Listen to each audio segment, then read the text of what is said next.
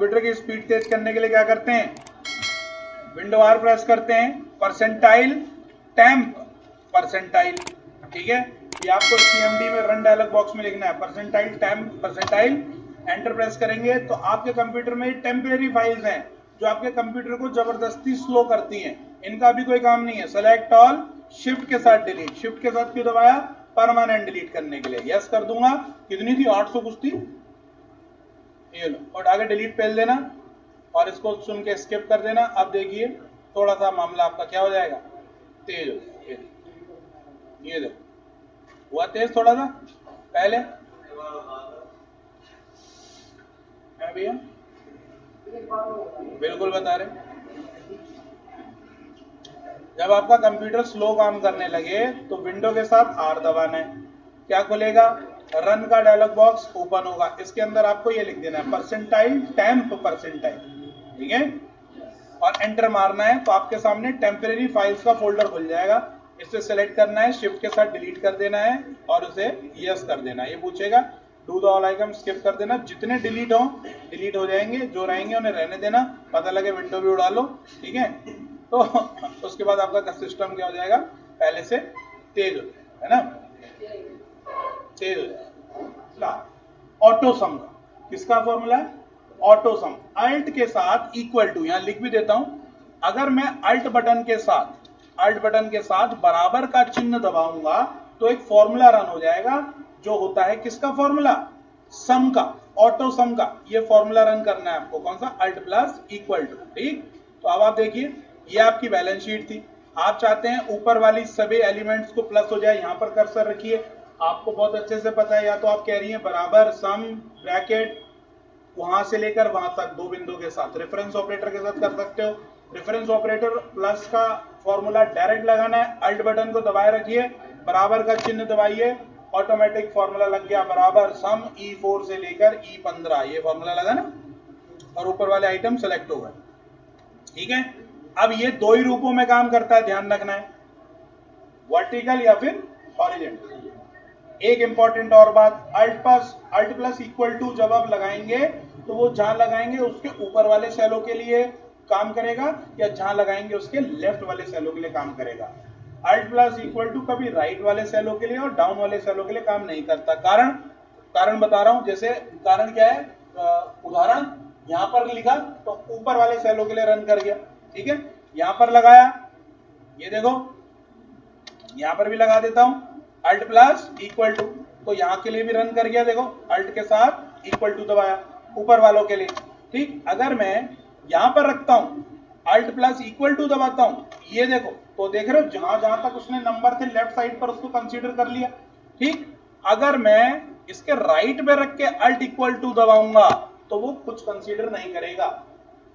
समझ में आ रही बात, क्यों, क्योंकि डेटा उसके लेफ्ट में है ही नहीं, डेटा उसके राइट में।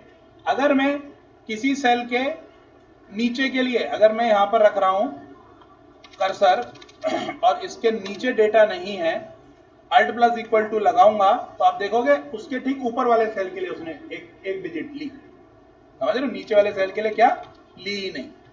मतलब अगर मैं यहां पर कोई कर्सर लगाऊं और अल्ट इक्वल टू करूं तो आप देख रहे हो बगल वाले सेल के लिए उसने लिए, नीचे वाले सेल के लिए नहीं लेगा। तो अल्ट इक्वल टू दो रूपों में काम करता है, या तो टॉप की तरफ या तो लेफ्ट की तरफ, ठीक है।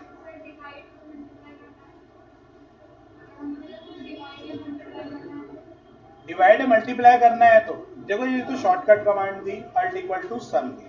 डिवाइड और मल्टीप्लाई करना है, डिवाइड के लिए तो आप लगाएंगे, देखो डिवाइड हमेशा, डिवाइड और सब्ट्रैक्ट दो ऐसे ऑपरेटर हैं जो हमेशा दो वैल्यू के साथ काम करते हैं। कभी आप चार लोगों की गुणा करा सकती हो एक साथ, चार लोगों को माइनस करा सकती हो एक साथ, कम से कम दो अवयवों में बदलना पड़ेगा ना, तभी भाग होगी या तो तभी सब्ट्रैक्शन होगा कि नहीं होगा। लेकिन गुणा दो से अधिक जनों की भी हो सकती है, प्लस दो से अधिक जन भी कर सकते हैं, तो उनके फॉर्मूले हैं सम का और प्रोडक्ट मतलब गुणा का। किसका फॉर्मूला नहीं है, आपका माइनस का फॉर्मूला नहीं है और डिवाइड का फॉर्मूला नहीं है, इनके लिए ऑपरेटर का इस्तेमाल करते हैं, लेकिन ऑपरेटर लगता है कब, दो अवयव जब हो जाए। अब आप बोलो जी इनकी सबकी गुणा करा दो, कैसे करा दो, इनकी सबकी भाग करा दो, कैसे करा दो भाई, भाग हो सकती है। पहले काम करो, आधे अलग जोड़ो, आधे अलग जोड़ो, दो अवयव बना लो, उसके बाद उनमें से एक को भाग कर देंगे। अब आप कहो जी घटा दो, उन्होंने कहा जी बताओ किस में से किसको घटाऊं, मैं तो नहीं घटा पाऊंगा। घटा लोगे क्या तुम? मैं आपसे कहूं लो जी ये घटाओ वैल्यू, तो आप ये तो पूछोगे सर किस में से किसको घटाना है। मैं आपसे बोलूं कि जोड़ दो, तो आप मुझसे नहीं पूछोगे किसे जोड़ना है, आप कहोगे सर सबको ही जोड़ना होगा, हम तो जोड़ सकते हैं, सब जोड़ दोगे। मैं कहूँ गुणा कर दो, तो सबकी गुणा भी हो जाएगी। आ रही बात समझ में? ठीक है, तो यहां पर प्रोडक्ट फंक्शन होता है गुणा करना है। देखिए भैया, अगर मैं यहां सम की जगह पर क्या लिख दूं, प्रोडक्ट, प्रोडक्ट लिख दिया, और प्रोडक्ट लिखकर मैं क्या कर दूं एंटर मार दूं, तो ये गुणा हो गई है, मल्टीप्लाई हो गया है मामला ये। और ये भी आप सिद्धांत सीखोगे आगे, ये E प्लस 053 जब बड़ी कैलकुलेशन हो जाती है तो साइंटिफिक में कन्वर्ट हो जाता है, साइंटिफिक फॉर्मूले में। साइंटिफिक फॉर्मूले में क्यों कन्वर्ट होता है, कैसे होता है, ये हम आप आगे सीखेंगे। जब आप कहोगे ना सर ये क्या आ गया, गुणा हो गया 2.0704353799556 E प्लस 053, ये क्या है, E क्या है, गुणा में E कहां से आ गया, तो ये साइंटिफिक में कन्वर्ट हो गया। तो आप ये ध्यान रखेंगे, पेपर में अगर आ जाए कि एक विकल्प की है क्या है, तो ये साइंटिफिक रूल है। क्या है ये, साइंटिफिक रूल। ठीक है, क्लियर इतनी बात? बैठिए अंशु। पिवट टेबल समझ गए भैया? अपने कार्य को सरल बनाने के लिए एक बार और देख लेते हैं कैसे सरल बनेगी कहानी। देखिए भैया, पिवट टेबल को देख लीजिए। इंसर्ट पे जाना है आपको, सेलेक्ट करना है सबसे पहले, सेलेक्ट कर लिया, इंसर्ट पे गए, पिवट टेबल पे क्लिक किया, ओके। क्या गड़बड़ है, क्या है ये, प्रोडक्ट। बैलेंस शीट को दोबारा ठीक करते हैं, प्रोडक्ट है। ये क्या है भैया, आइटम्स हैं। ये क्या है भैया, प्राइस है। ये क्या है भैया, अमाउंट है। यही तो था, है? सेलेक्ट करना है आपको, और सेलेक्ट करने के बाद इंसर्ट पर पिवट टेबल का चुनाव, ओके। डेटा फील्ड आ गया, एम्प्लॉय कोड ले लिया, प्रोडक्ट ले लिया, और क्या ले लूं, प्राइस ले लिया। आइटम सम करा देते हैं, आइटम का भी और अमाउंट का भी सम करा देते हैं, ओके करते हैं। ये देखिए भैया, सरल हो गई बैलेंस शीट। आपके आइटम भी कैलकुलेट हो गए, आपकी अमाउंट भी कैलकुलेट हो गई, कौन सा बंदा कितने माल, रुपए का माल कितने खरीद के लेके गया है, ये आपको यहां पर दिख रहा है। दिख रहा है कि नहीं दिख रहा? ये देखो, प्रेशर कुकर दिख रहा है, प्रेशर। इसको और सॉर्टेड कर लेते हैं थोड़ा सा अपनी जगह से, ऐसे कर लेते हैं इसको भी, ऐसे। ठीक है, अब आपको पता चल रहा है कि कौन सा बंदा क्या माल खरीद के ले गया, कितने रुपए का, कितने पीस, टोटल कितना, टोटल अमाउंट कितना फायदा हुआ, और टोटल आइटम कितने बिके। तो ये एक सरल रूप है अपनी बैलेंस शीट को सरल बनाने के लिए। जो जटिल बैलेंस शीट थी वो सरल में कन्वर्ट हो जाती है। ठीक है, इसके बाद आगे आते हैं इंसर्ट में। मीडिया है, मीडिया के अंदर गैलरी है। गैलरी में आपको पता है कि यहाँ पर हमारे पास विभिन्न प्रकार के arrow, bullet, diagram, flow chart आदि डिजाइन है कि नहीं है? बताए थे आप लोगों को कल भी। तो किसी भी प्रकार की आकृति वगैरह को अगर आपको इंसर्ट करना है तो उस पर आप क्लिक कर दीजिए या उसे पकड़ के ड्रैग कर दीजिए। जैसे आप पकड़ के उसे ड्रैग करेंगे वो आपके एक्सेल के या कैल्क के डॉक्यूमेंट में इंसर्ट हो जाएगा। देखिए, हो गया, नोट हो गया। आपको यहाँ से कुछ इस तरीके का डायग्राम चाहिए, दीवार चाहिए, लीजिए दीवार ले लिया मैंने, यहाँ पे दीवार इंसर्ट हो जाएगी, वॉल। तो यहाँ पर बहुत सारे हमारे पास ना गैलरी में आइटम्स, ये देखो, ठीक है ना? तो जो भी आपको आकृति चाहिए, टावर चाहिए, बस टोपोलॉजी, देख रहे हो, रिंग, आपको सारे मतलब इसमें उदाहरण मिलेंगे। न्यू थीम्स है, आइकन है, फ्लो चार्ट है, फ्लो चार्ट के टाइप है, डायग्राम्स हैं बहुत सारे, तो यहाँ से डायग्राम्स, बुलेट्स हैं, तो यहाँ पर आप इंसर्ट करा सकते हैं। इंसर्ट, इंसर्ट में जाएंगे, मीडिया के अंदर स्कैन है। स्कैन का क्या बताया था मैंने? स्कैनर एक इनपुट डिवाइस है, एक ऐसी मशीन होती है, स्कैनर देखा है आप लोगों ने? अरे स्कैनर देखा है नहीं देखा? सबने जो प्रिंटर के ऊपर जो शीशे वाला एरिया लगा होता है उसे क्या स्कैनर बोलते हैं। स्कैनर एक इनपुट डिवाइस है। काम क्या है स्कैनर का? स्कैनर का कार्य क्या है?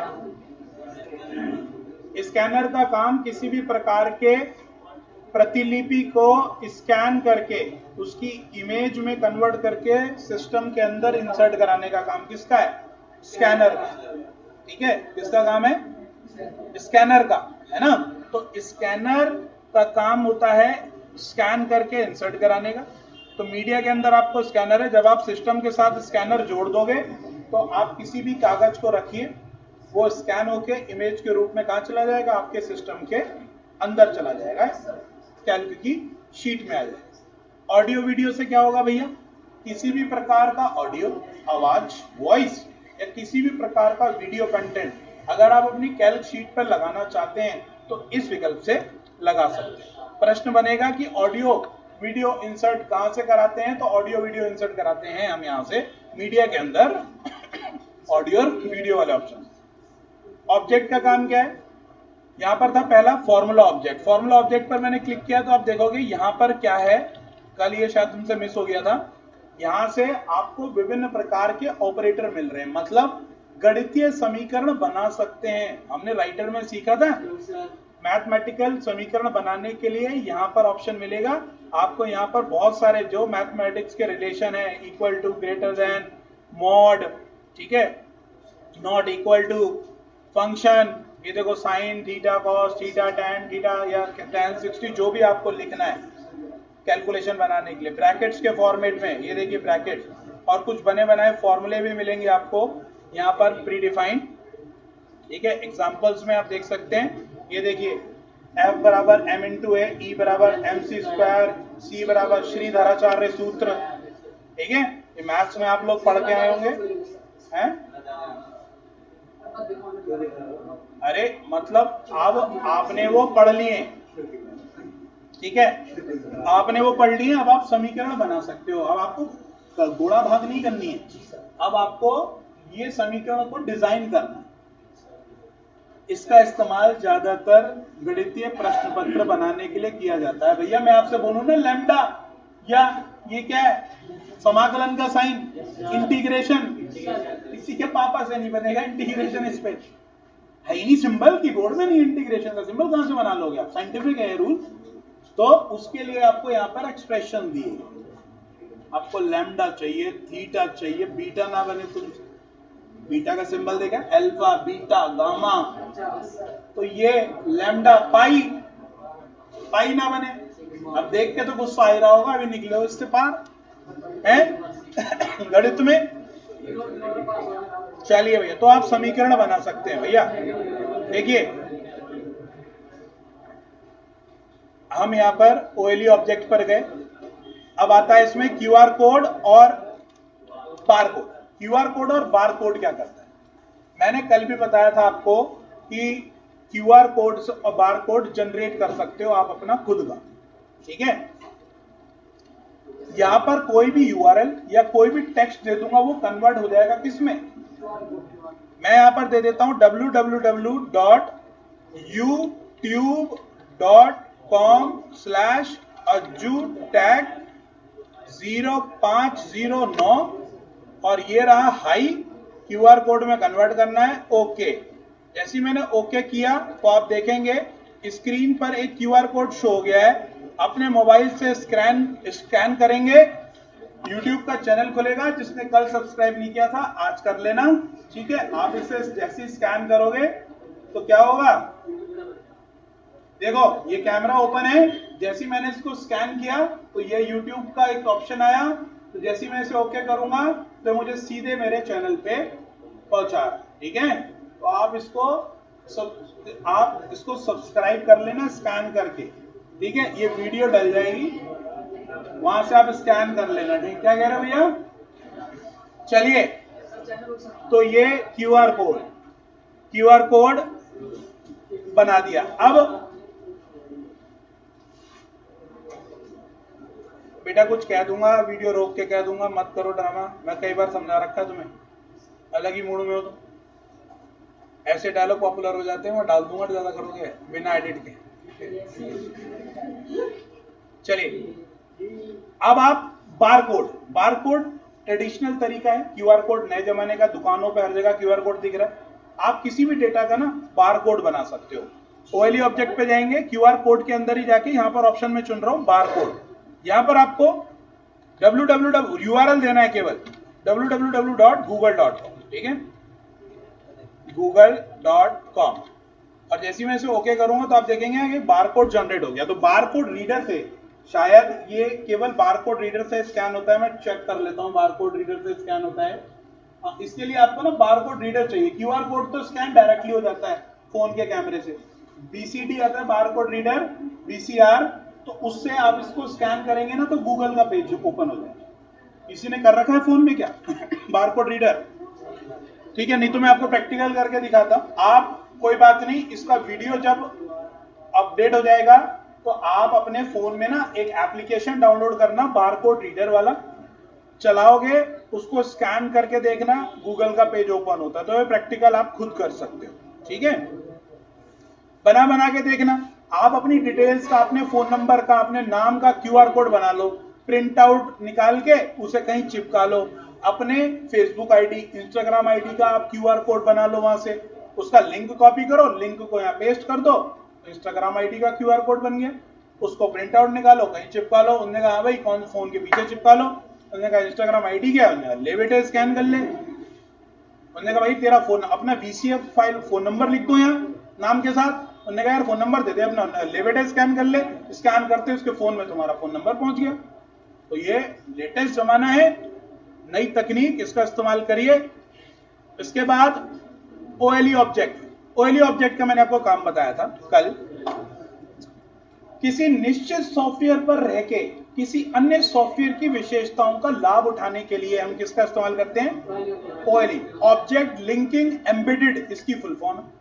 ठीक, मैं किस पे हूं अभी? कैल्क पे। मैं चाहता हूं एक पेज का इस्तेमाल करना जो राइटर पे होता है। जैसे ही मैं टेक्स्ट का इस्तेमाल करके ओके करूंगा तो आप देखेंगे आपके सामने क्या आ जाएगा, एक ये देखो राइटर।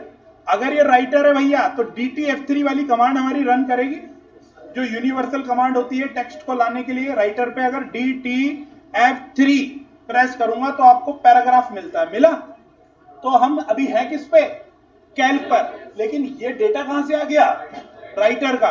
तो ओएलई ऑब्जेक्ट लिंकिंग एम्बेडेड, जो एक फॉर्मूला है, फंक्शन है, इसकी मदद से आप किसी निश्चित सॉफ्टवेयर पे रहकर किसी अन्य सॉफ्टवेयर की विशेषताओं का लाभ उठा सकते हैं। आप अभी हैं कैल्क पर, लेकिन चला क्या रहे हैं? राइटर। ये देखो, सेलेक्ट किया, कंट्रोल V से बोल्ड कर दिया, इटैलिक कर दिया, अंडरलाइन कर दिया। तो ये ऑब्जेक्ट लिंकिंग हो गई। दो अलग अलग सॉफ्टवेयर की क्या हो गई है? लिंकिंग हो गई, और उसका डेटा आपको अपनी कैल्क शीट पर दिखाई देगा। क्लियर है बात इतनी? आगे एक एक बारीकी के सभी ऑप्शंस आपको प्राप्त हो जाएंगे। किसी भी प्रकार की कोई समस्या हो कमेंट कर सकते हैं, मैं आपका जवाब अवश्य दूंगा। मिलते हैं दोस्तों अगली वीडियो में, तब तक के लिए धन्यवाद।